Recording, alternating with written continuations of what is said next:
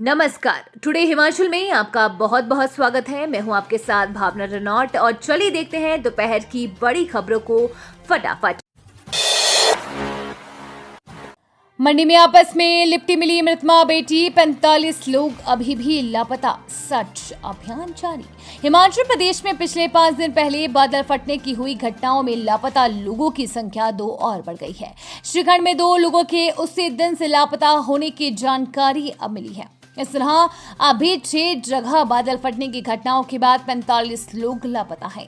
इनमें रामपुर के समेज में 36, बागीपुल में 5, मंडी के राजपन और कुल्लू जिले के श्रीखंड में 2-2 लोग लापता है।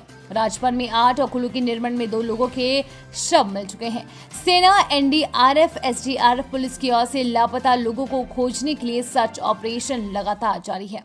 बुधवार रात भीमटवारी के समीप बादल फटा तो इसकी चपेट में श्रीखंड यात्रा के पहले पड़ाव सिंहघाड़ में ठहरे 2 लोग भी लापता हो गए थे।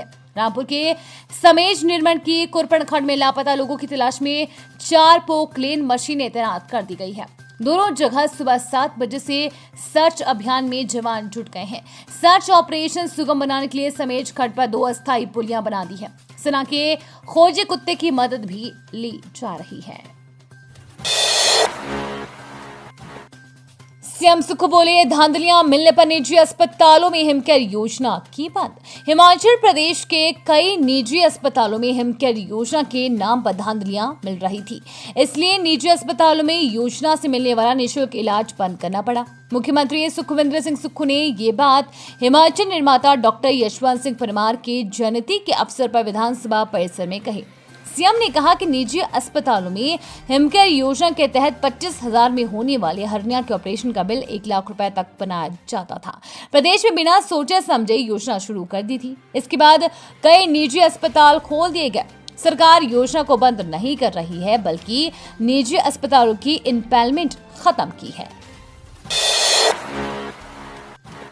धर्मशाला शिमला के लिए फिर उड़ेगा अलायंस एयर का विमान, इतना रहेगा किराया। शिमला धर्मशाला शिमला हवाई रूट पर एक बार से अलायंस एयर का विमान उड़ान भरेगा। ये उड़ानें 5 अगस्त से शुरू होंगी।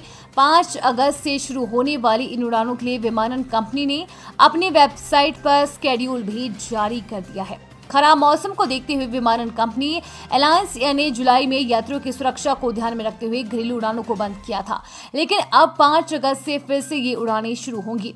शिमला धर्मशाला हवाई रूट पर शुरू होने वाली उड़ान का स्केड्यूल भी वेबसाइट पर अपलोड हो चुका है।